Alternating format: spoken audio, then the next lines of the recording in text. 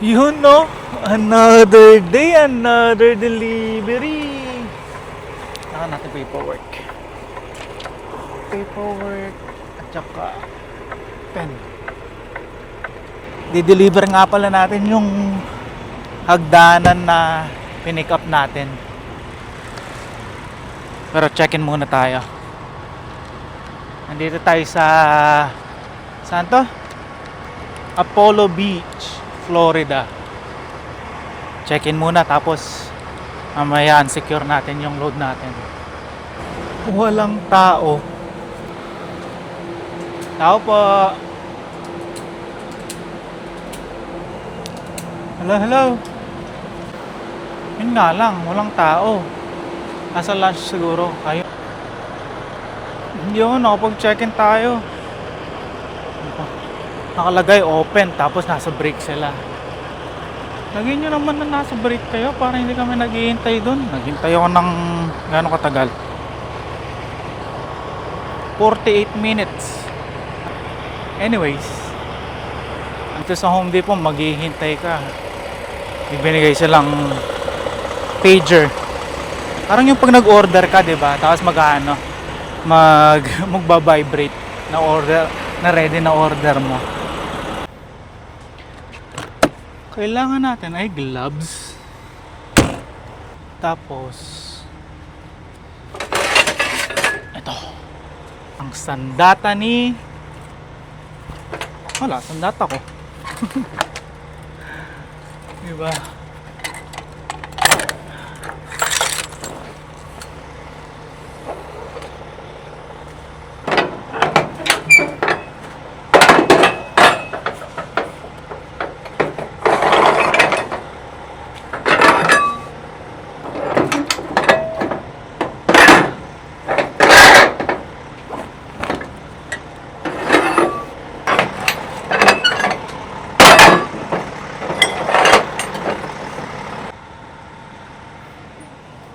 As tanggalin natin tong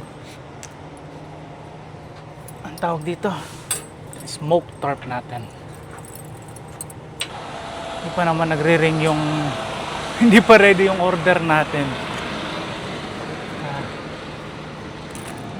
Yun, galing.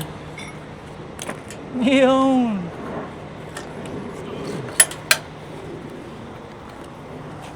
Yeah, ang init. Kahit walang araw, ang init.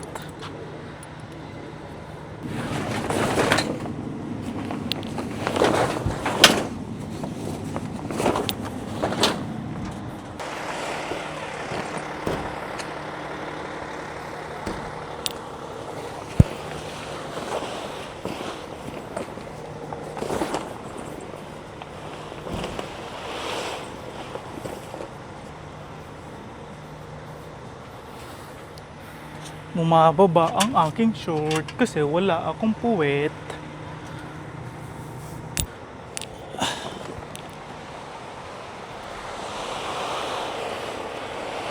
Iyan. Hindi madaling itupi ang smoke tarp. Kung hindi lang mataas yan, ginamit ko na lang yung regular na tarp. Kahit malaki, kahit mas mabigat. Diba? Pero kaya yan. Ano ka ba itupi na maayos ha? Kulit-kulit eh. Hindi siya diretso. Walang ko ba sa baba? So, yun. Tapos tupi dito sa gitna.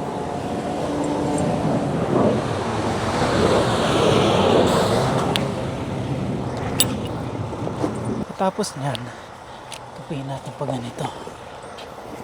Ayan. Stopin natin sa gitna.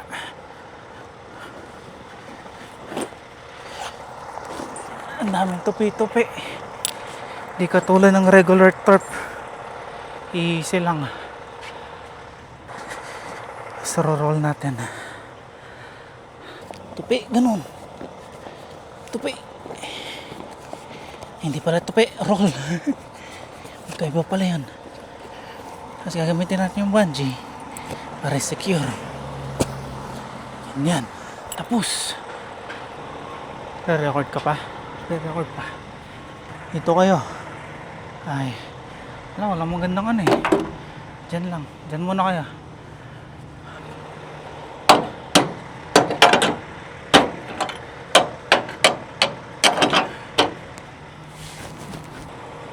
Tanggalin ko na kaya lahat ng strap. Tanggalin ko na. Nakato sa ano eh. Diba?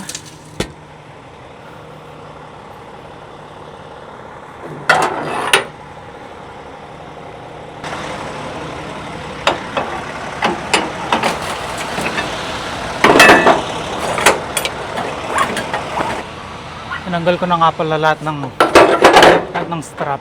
Hindi naman mahuhulog. Hindi naman tayo mabilis na pagdadrive papunta sa loob. 5 miles per hour, okay na yun. Diba?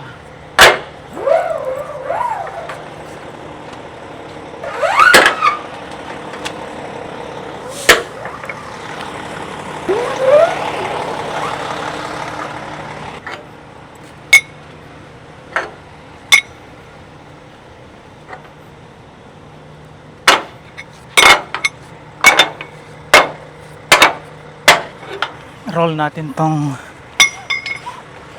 mga strap.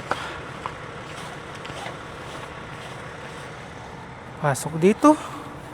Pasok dito. Tapos i-roll yung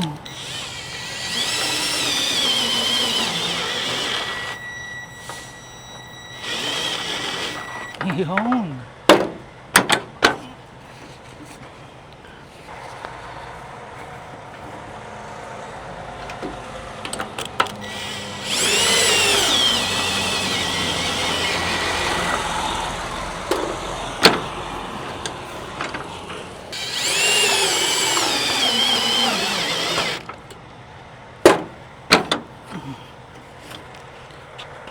Come on, man.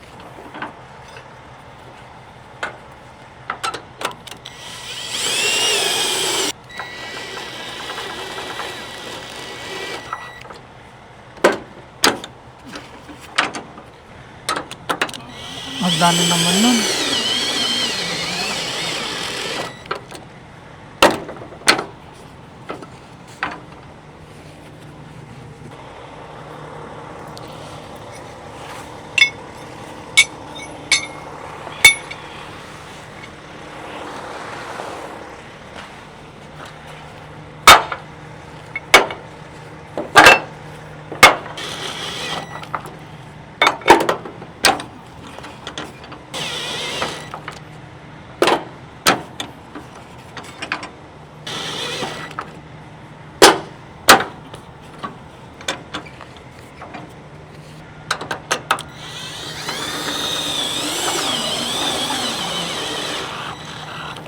Oh, tapos, di ba? Kaya na lang natin yung order natin. Hindi pa ready. Ano to? Oh, wala pa. Ready na order natin. Please go to base 16. Matara doon.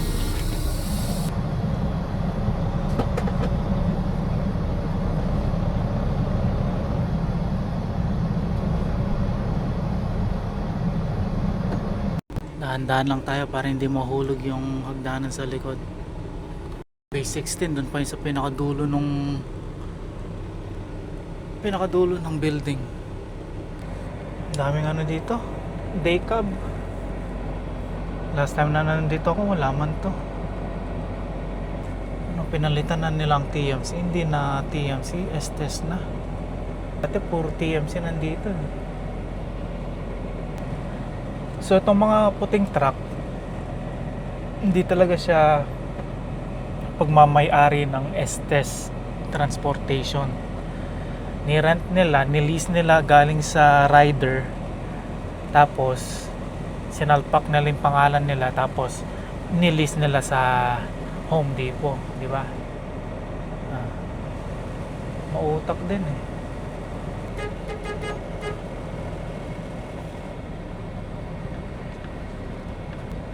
Base 16 nasan ka? 3, 4. So malamang nandito yan sa right side natin.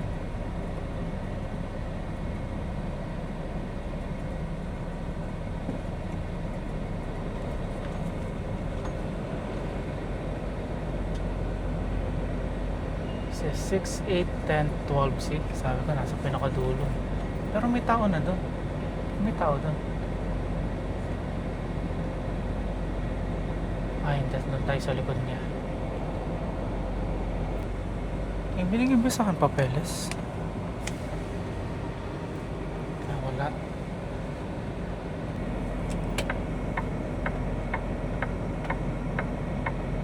Ito. May 16.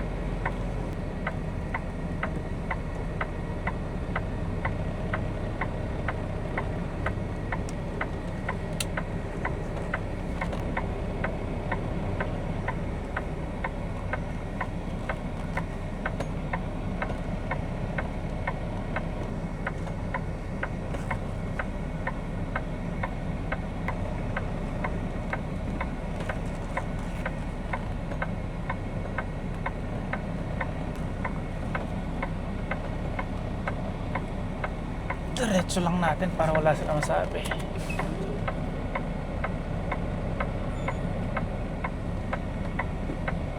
Yun.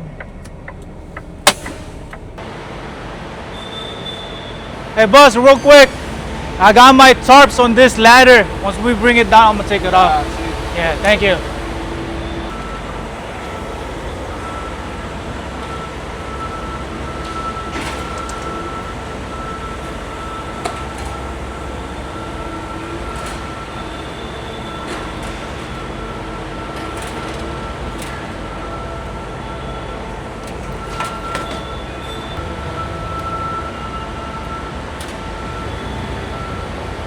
Bakit may extra bungee dito?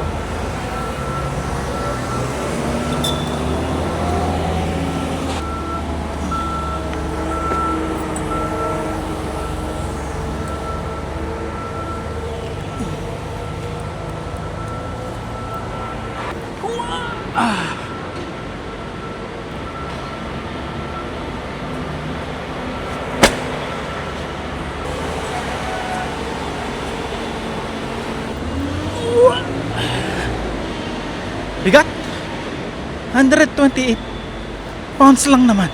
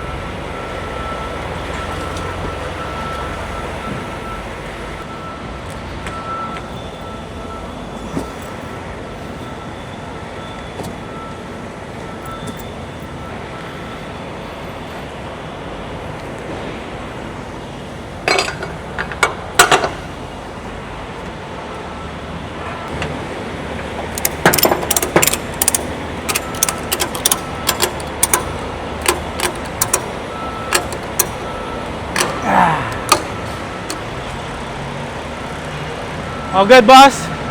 Thank you. Have a good day. The little blue box. Oh, yeah. Thanks a lot, boss. Thank you.